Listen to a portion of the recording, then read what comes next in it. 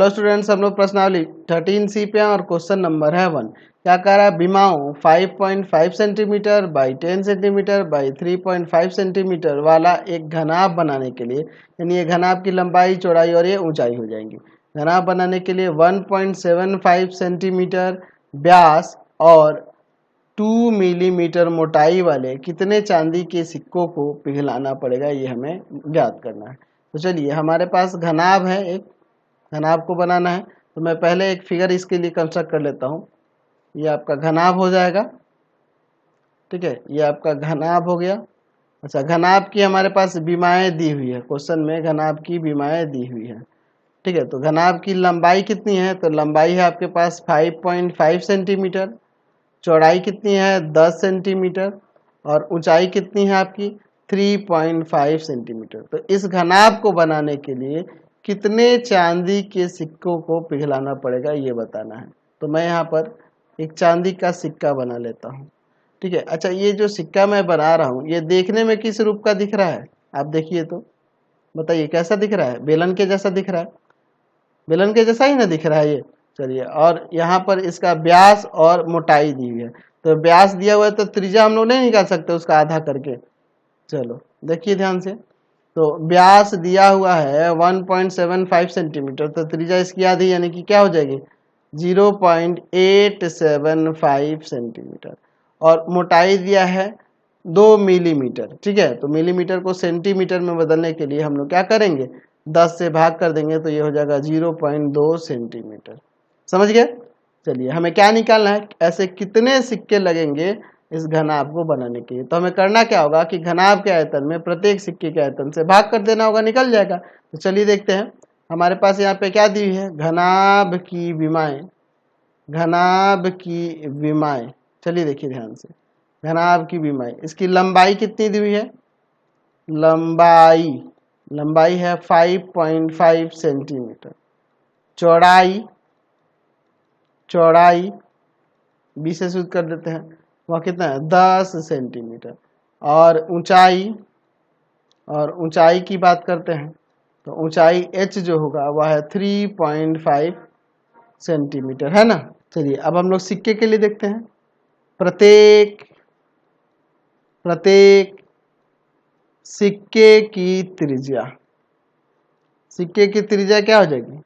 तो इसके व्यास की आधी, तो 1.75 में हम लोग भाग कर देंगे 2 से, तो कितना आ जाएगा यहाँ पे 0.875 सेंटीमीटर, यही ना हो जाएगा त्रिज्या। अच्छा, प्रत्येक सिक्के की मोटाई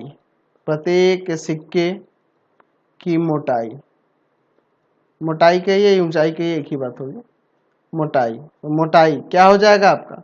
तो हम लोग देख रहे हैं 2 मिलीमीटर दिया है, तो हम लोग इसमें 10 से भाग करेंगे तो सेंटीमीटर में कन्वर्ट हो जाएगा, यानी h हो जाएगा, यानी मोटाई जो हो जाएगा वह हो जाएगा 0.2 सेंटीमीटर। अच्छा, हमें क्या निकालना है? सिक्कों की संख्या निकालनी है, कितने सिक्के पिघलाने पड़ेंगे। तो सिक्कों की संख्या जो होगी बराबर हो जाएगी घनाभ का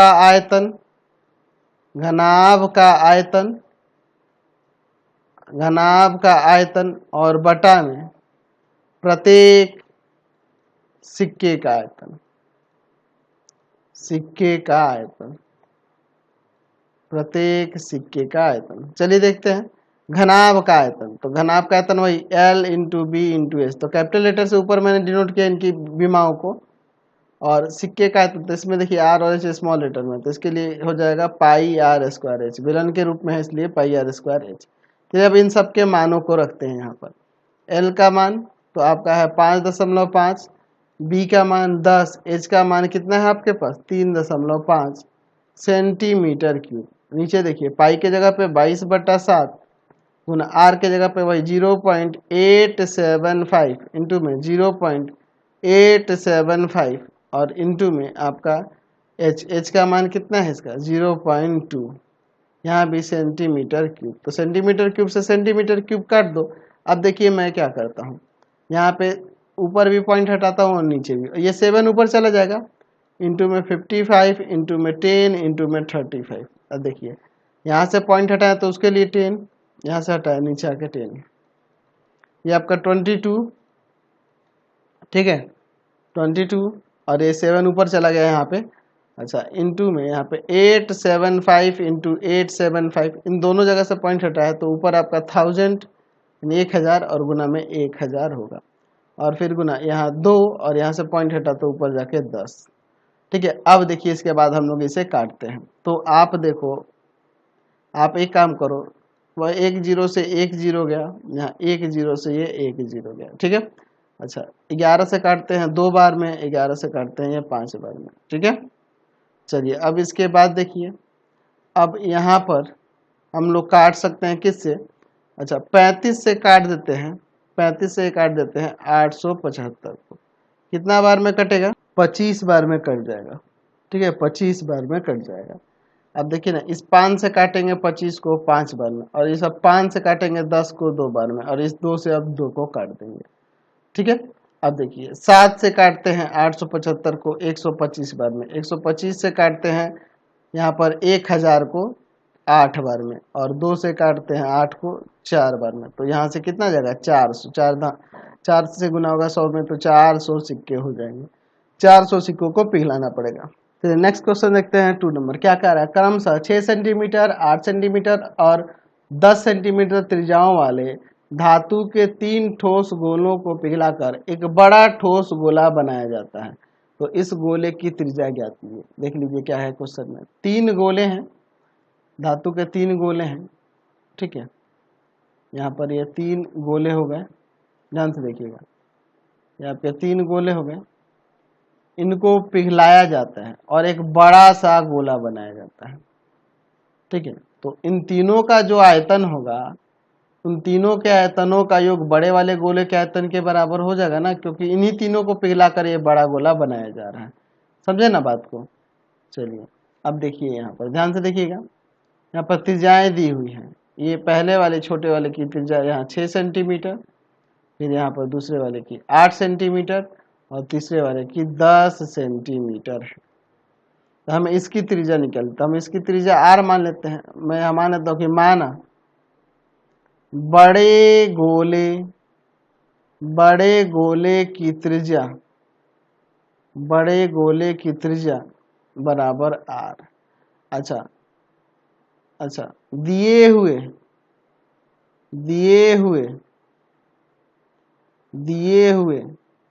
गोलों की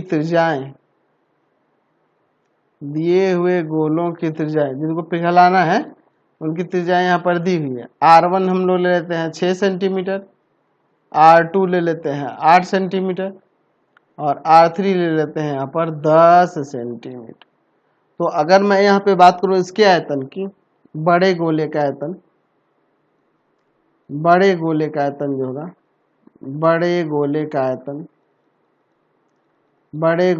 आयतन वहाँ किसके बराबर हो जाएगा, तो इन तीनों गोलों के आयतन के योग के बराबर। तो तीनों गोलों का आयतन यानी 4/3 पाई, इसका त्रिज्या r1 है तो r1 का क्यूब प्लस 4/3 पाई, ये r2 है तो r2 का क्यूब प्लस 4/3 पाई r3 का क्यूब। तो बड़े गोले का आयतन त्रिज्या r है तो हो जाएगा 4/3 पाई r क्यूब। इसमें से आप 4/3 पाई कॉमन करोगे तो r1 का क्यूब प्लस r2 का क्यूब और प्लस में r3 का क्यूब आएगा। 4/3 पाई से 4/3 पाई कट गया। अब सबके मैं मान यहाँ पे रखता हूँ, तो r क्यूब बराबर में r1 का क्यूब यानी कि 6 सेंटीमीटर का क्यूब, r2 यानी 8 सेंटीमीटर का क्यूब, r3 यानी कि आपका हो जाएगा 10 सेंटीमीटर का क्यूब। चलिए सॉल्व करते हैं। r क्यूब बराबर में ये 216 सेंटीमीटर क्यूब, यहाँ 512 सेंटीमीटर क्यूब और यहाँ पर 1000 सेंटीमीटर क्यूब हो जाएगा, ठीक है। अब इन तीनों को जोड़ लेते हैं, तो r क्यूब बराबर में यहाँ क्या हो जाएगा 1728 सेंटीमीटर क्यूब। यहाँ देखिए 1728 की बात करेंगे तो किसका क्यूब होता है, यहाँ क्यूब है तो ये किसका क्यूब होता है, तो ये आपके 12 का क्यूब होता है, 12 सेंटीमीटर का क्यूब। क्यूब हटा देंगे, त्रिज्या बराबर में 12 सेंटीमीटर आ जाएगा। यानी कि बड़े गोले की त्रिज्या जिसकी हमें ज्ञात करनी थी बड़े गोले की त्रिज्या क्या हो जाएगी 12 सेंटीमीटर हो जाएगी। समझ गए। चलते हैं नेक्स्ट क्वेश्चन पे। क्वेश्चन नंबर 3 देखिए क्या कह रहा है। त्रिज्या 4.2 सेंटीमीटर वाले धातु के एक ठोस गोले को, ठीक है, धातु के एक गोले को पिघलाकर त्रिज्या 6 सेंटीमीटर वाले एक बेलन के रूप में ढाला जाता है, तो बेलन की ऊंचाई ज्ञात कीजिए। चलिए देखते हैं। मैं यहाँ पर एक गोला लेता हूँ, ठीक है, जिसकी त्रिज्या कितनी दी है 4.2, 4.2 दी हुई है, ठीक है, ये गोला हो गया। इसकी त्रिज्या है हमारे पास कितनी दी हुई है 4.2 हो जाएगी, 4.2 सेंटीमीटर, है ना। तो इसको पिघला करके बेलन बनाना है ना जी, ठीक है। तो हम लोग एक बेलन यहाँ बना लेते हैं। ये आपका बेलन हो जाएगा, ये बेलन हो गया। मतलब गोले को पिघलाकर एक बेलन के रूप में उसे बना देना है, ठीक है, बेलन बनाना है। ध्यान से देखिएगा। तो ये आपका बेलन हो जाएगा, ठीक है। और बेलन की यहाँ पर क्या दी हुई है त्रिज्या दी हुई है, ठीक है, बेलन की त्रिज्या दी हुई है 6 सेंटीमीटर, ठीक है। हमें इसकी ऊंचाई ज्ञात करनी है, समझे ना। त्रिज्या कितनी है 6 सेंटीमीटर है और हमें ऊंचाई निकालनी। तो ऊंचाई को मैं यहाँ h मान लेता हूँ। तो यहाँ लिखेंगे कि माना बेलन की ऊंचाई, बेलन की ऊंचाई बराबर में h, ठीक है। बेलन की त्रिज्या, बेलन की त्रिज्या, बेलन की त्रिज्या r कितना है, इसे कैपिटल R से सूचित करो, कितना है 6 सेंटीमीटर। अच्छा, अब मैं यहाँ पे लिखता हूँ गोले की त्रिज्या, गोले की त्रिज्या। तो गोले की त्रिज्या है हमारे पास, इसे स्मॉल r से सूचित कर देते हैं, ये 4.2 सेंटीमीटर। तो इसको पिघला कर ये बनाया जाता है, तो दोनों का आयतन बराबर ना होगा। यानी कि मैं लिख दूंगा यहाँ पे कि बेलन का आयतन बराबर में गोले का आयतन। समझे ना बात को। तो बेलन का आयतन, तो बेलन का आयतन का फॉर्मूला जानते हैं, पाई r स्क्वायर h। इसमें कैपिटल R और कैपिटल H का यूज किए हम लोग। और बराबर में गोले का आयतन, तो 4/3 पाई r का क्यूब। इसकी त्रिज्या स्मॉल r है, यहाँ पाई से पाई कट जाएगा। अच्छा, r का मान यहाँ देखो, कैपिटल R का मान है 6 इंटू में 6 सेंटीमीटर स्क्वायर इंटू h बराबर में 4/3, यहाँ r का मान, स्मॉल r का मान 4.2 है, 4.2 इंटू 4.2 सेंटीमीटर क्यूब। चलिए अब देखिए इसके बाद क्या हो जाएगा। h बराबर में 4 इंटू में 4.2 इंटू 4.2 इंटू 4.2 सेंटीमीटर क्यूब, और बटा में आपका ये पहले से यहाँ 3 है और उधर से ये दोनों आएगा डिवाइड में 6 इंटू 6 सेंटीमीटर स्क्वायर। यहाँ काटेंगे 1 सेंटीमीटर बच जाएगा। अब देखिए 3 से हम लोग काट देंगे 4.2 को, तो 1.4 आ जाएगा। 6 से इसको काटेंगे तो 0.7 आ जाएगा। 6 से इसको काटेंगे तो 0.7 आ जाएगा, है ना जी। चलिए अब इन सबको हम लोग मल्टीप्लाई कर लेते हैं। तो h इक्वल टू में क्या हो जाएगा, तो 4 में इंटू करोगे 1.4 से, फिर इंटू करोगे आप 1.4 के बाद 0.7 है, फिर आपका 0.7 है, यही ना है। तो यहाँ से आ जाएगा 2.744 सेंटीमीटर। ये क्या हो जाएगी बेलन की ऊंचाई। इसलिए बेलन की ऊंचाई, बेलन की ऊंचाई, बेलन की ऊंचाई कितनी हो जाएगी आपकी, हो जाएगी 2.744 सेंटीमीटर। समझ गए। क्वेश्चन नंबर 4 देखिए क्या कह रहा है कि व्यास 12 सेंटीमीटर और ऊंचाई 15 सेंटीमीटर वाले एक लंबवृत्तीय बेलन के आकार का बर्तन आइसक्रीम से पूरा भरा हुआ है। चलिए मैं यहाँ पर बेलनाकार एक बर्तन बना लेता हूँ। क्या ध्यान से देखिएगा, ये मैं एक बेलनाकार बर्तन बना लेता हूँ। ये किससे भरा हुआ है जी, आइसक्रीम से पूरा भरा हुआ है, ठीक है। ये आइसक्रीम से पूरा भरा हुआ है, ठीक है। चलिए देखिए ये पूरा आइसक्रीम से भरा हुआ है। तो इसकी यहाँ पर मैं ऊंचाई और त्रिज्या दिखा देता हूँ, ठीक है। व्यास दिया तो त्रिज्या आप निकाल सकते हैं ना जी। तो ऊंचाई आपके पास कितनी है 15 सेंटीमीटर। अच्छा, व्यास 12 सेंटीमीटर है तो त्रिज्या 6 सेंटीमीटर हो जाएगी। ठीक है, ये पूरा आइसक्रीम से भरा हुआ है। इस आइसक्रीम को ऊंचाई 12 सेंटीमीटर और व्यास 6 सेंटीमीटर वाले शंकुओं से भरा जाना है। ठीक है, अब देखिए इसमें क्या, आइसक्रीम को हमें कहाँ भरना है, यहाँ पे शंक्वाकार जो कोनिकल आते हैं ना, कोन वाले आइसक्रीम, इस तरह का एक शंकु है, इसमें भरा जाना है आइसक्रीम को। ठीक है, किस तरह से आइसक्रीम को भरा जाना है, तो इस तरह भरा जाना है कि जिसकी ऊपरी सिरा अर्ध गोला होगा। ठीक है, ऊपर से ये अर्ध गोला जैसा होगा, यानी कि इस तरह से कुछ होगा, ये कुछ इस तरह से हो जाएगा। ठीक है, ध्यान से देखिएगा, ये इस तरह का आइसक्रीम है। देखे हो ना आप आइसक्रीम ऐसे। चलिए देखिए, यहाँ पर शंक्वाकार जो भाग है इसकी ऊंचाई और त्रिज्या हम लोग यहाँ दर्शा देते हैं। तो देखिए यहाँ पर आइसक्रीम जो भरा जा रहा है शंकु में, उसकी ऊंचाई दी हुई है 12 सेंटीमीटर और व्यास 6 सेंटीमीटर, तो त्रिज्या 3 हो जाएगी। ठीक है, अब देखिए ये अर्ध गोलाकार, ऊपर से ऊपरी सिरा जो है अर्ध गोलाकार होगा, तो अर्ध गोलाकार होगा तो इसकी भी त्रिज्या 3 ही सेंटीमीटर लेंगे। तो कह रहा है कि उन शंकुओं की संख्या ज्ञात कीजिए जो इन आइसक्रीमों से भरे जा सकते हैं। अच्छा, ऐसे कितने आइसक्रीम बनाए जा सकते हैं, ये शंकु कितने शंक्वाकार आइसक्रीम बनाए जा सकते हैं इसमें स्थित आइसक्रीम से। ठीक है, मतलब कि ऐसे अगर हम लोग शंकु ले ले कुछ, तो कितने शंकुओं को ऐसे आइसक्रीम से हम लोग भर सकते हैं, ये हमें बताना है। ठीक है, तो चलिए हम लोग देखते हैं क्या करेंगे। हम लोग यहाँ पे हम लोग इसके आयतन से, हम इसके अंदर के आयतन से भाग कर देंगे। समझ गए ना, हम लोग इस बेलन के आयतन में इस शंक्वाकार आइसक्रीम के आयतन से भाग कर देंगे। ठीक है, तो चलिए यहाँ पर देखिए, बेलन की ऊंचाई कैपिटल एस से शुरू कर देते हैं, वो 15 सेंटीमीटर है। बेलन की त्रिज्या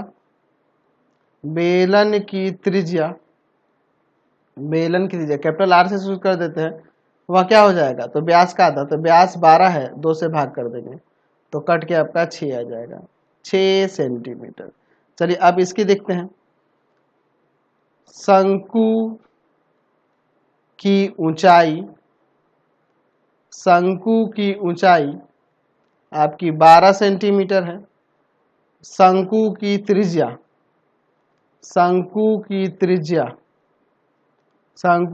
से स्मॉल आर से शुरू करते हैं, व्यास की आधी, तो 6 सेंटीमीटर व्यास था, 6 की आधी कर देंगे, यहाँ से 3 आ जाएगा, 3 सेंटीमीटर।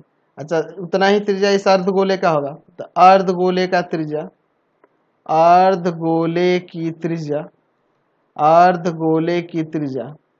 क्या हो जाएगी, वही 3 सेंटीमीटर ही होगी। समझे ना। अब इसके बाद देखो हमें क्या निकालना है, ऐसे कितने हम लोग कोनिकल आइसक्रीम बना सकते हैं, यानी कि इन शंकुओं की संख्या बतानी है। तो शंकुओं की संख्या निकालने के लिए हम लोग क्या करेंगे, बेलन का आयतन में भाग कर देंगे प्रत्येक शंक्वाकार आइसक्रीम का आयतन से।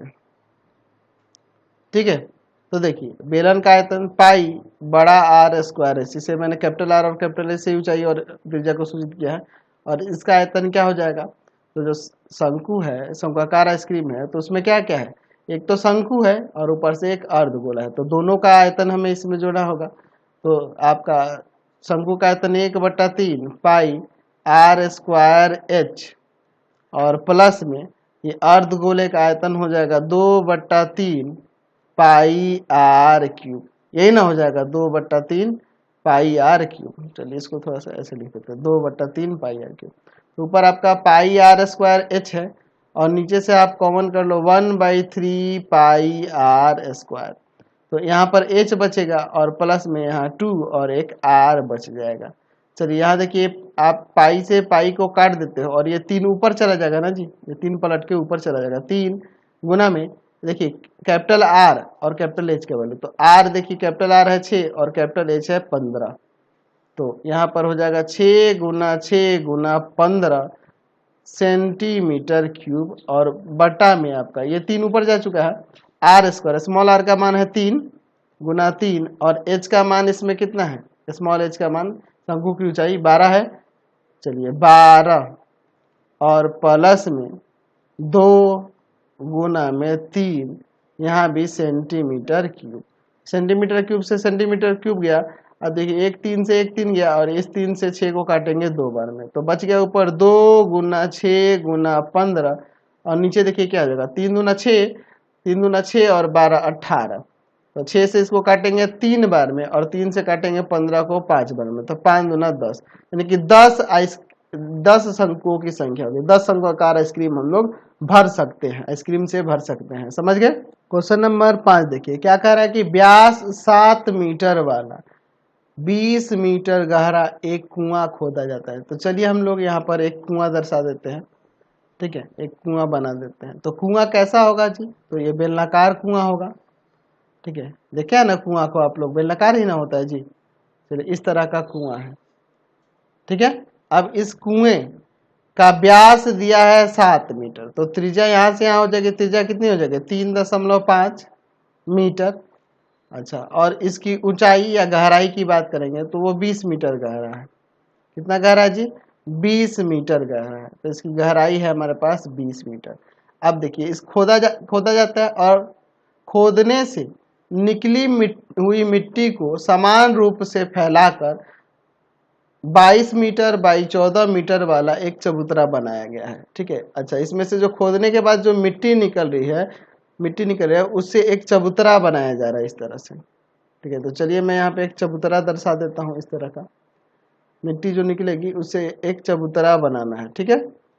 चलिए तो चबूतरा ये आपका इस तरह से हो जाएगा, घनाभ के आकार का ही ना होगा चबूतरा, इसी तरह का एक चबूतरा बनाना है। इसमें से जो मिट्टी निकलेगी उतने ही यहाँ पे फैलाकर, तो इसकी देखिए फैलाया जाता है, तो इसकी लंबाई 22 मीटर, चौड़ाई 14 मीटर है।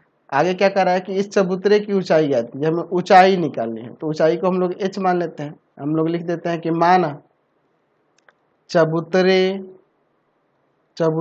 की ऊंचाई बराबर में h, ठीक है। अच्छा, चबूतरे की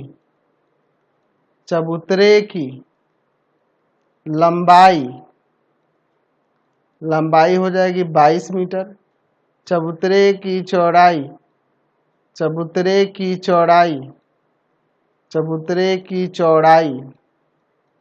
चौड़ाई कितनी हो जाएगी, तो लंबाई को यहाँ L से सूचित कर देते हैं, चौड़ाई कितनी हो जाएगी 20 से सूचित कर देते हैं, यह आपका 14 मीटर, ठीक है। हमें ऊंचाई ज्ञात करनी है। अच्छा, यहाँ पे ये जो कुआं है इसकी ऊंचाई या गहराई की बात करें तो गहराई है 20 और आधार की त्रिज्या कितनी है 3.5 मीटर। तो मैं यहाँ पे लिख देता हूँ बेलनाकार कुएं की त्रिज्या, तो व्यास दिया है 7, तो व्यास का आधा ना हो जाएगा, इसको कैपिटल आर से सूचित कर देते हैं, व्यास का आधा यानी कि 7/2 मीटर। यहाँ से त्रिज्या कितनी आ जाएगी 3.5 मीटर, ठीक है। अच्छा, बेलनाकार कुएं की ऊंचाई या गहराई कह सकते हैं, गहराई इसे हम लोग H से, कैपिटल H से सूचित करते हैं। यह कितना है 20 मीटर है। तो समझिए जितना आप मिट्टी यहाँ से निकालोगे उतना ही चबूतरा बनेगा, यानी कि इन दोनों का आयतन बराबर होगा। जितना मिट्टी निकल रहा है उसी से चबूतरा बना, तो दोनों का आयतन बराबर ना हो जाएगा। तो मैं यहाँ पे लिखूंगा कि चबूतरे का जो आयतन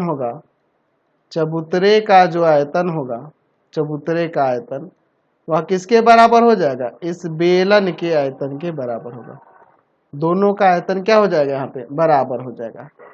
क्लियर है, क्योंकि यही ना मिट्टी इसमें निकाल के यहाँ बिछाई जा रही है, समझ रहे हैं ना बात को। चलिए, तो चबूतरे का आयतन क्या हो जाएगा L × B × H, घनाभाकार है, और बेलन का आयतन पाई आर स्क्वायर एच। चलिए, ये एल का मान यहाँ पर दिया हुआ है, एल का मान है 22 और बी का मान है आपके पास 14 मीटर स्क्वायर हो जाएगा, और गुना में एच बराबर में पाई के जगह पे 22/7 और गुना आर स्क्वायर कैपिटल आर का मान, यानी कि इसकी त्रिज्या हम लोग लिखे थे ना 3.5 गुना में 3.5 और एच एच कितना है, इसकी ऊंचाई 20 मीटर क्यूब होगा, आयतन है ना जी। चलिए अब देखिए इसके बाद, तो इन सबको मैं भाग में ले जाऊंगा, तो एच बराबर में 22 गुना 3.5 गुना 3.5 गुना 20 और बटा में एक ऑलरेडी यहाँ 7 है और गुना में 22 गुना में 14। तो ऊपर आपका मीटर क्यूब है और नीचे आपका मीटर स्क्वायर, तो काटेंगे तो 1 मीटर बच जाएगा ऊपर, 22 से 22 कट गया। अच्छा 7 से इसको काटते हैं 0.5 बार में, ठीक है। अच्छा अब एक काम करते हैं, यहाँ पर 2 से इसे काटते हैं 10 बार में और 2 से इसे काटते हैं 7 बार में, 7 से इसको काटते हैं 5 बार में 0.5 बार में, ठीक है। अब इनको मल्टीप्लाई हम लोग यहाँ पर कर देते हैं, तो कितना हो जाएगा, h इक्वल टू में इन सबको गुना करेंगे तो क्या आ जाएगा, यहाँ से 0.25 में इंटू कर देंगे 10 से, तो आपका आ जाएगा 2.5 मीटर। ये क्या हो जाएगा, ये चबूतरे की ऊंचाई हो जाएगी, चबूतरे की ऊंचाई जो होगी वह कितनी हो जाएगी, 2.5 मीटर। समझ गया, कोई दिक्कत नहीं है। तो इस वीडियो को यहीं पे एंड कर देते हैं, नेक्स्ट वीडियो में आगे क्वेश्चन को देखेंगे। आपको हमारे 3 चैनलों को सब्सक्राइब करना होगा। पहला है पाथ फाइंडर क्लासेस छपरा, दूसरा है आपका भारती भवन रविकांत सर,